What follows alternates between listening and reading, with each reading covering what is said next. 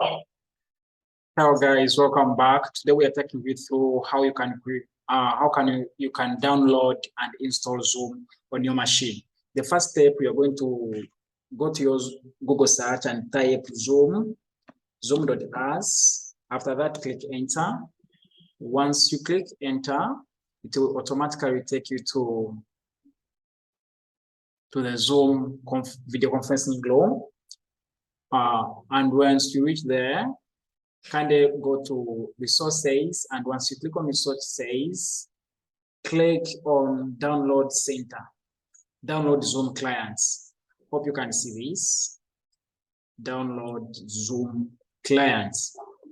After clicking there, kindly come and click on Zoom desktop clients, and you'll click on download. So it will automatically take you to the download part, and once it's done, kindly come and click, maybe go to downloads. Once you click on downloads, come to the Zoom part you've downloaded, and then double click it. Once you double click it, it will show you that it has started the setup. So once it's done setting up, that means that it's already installed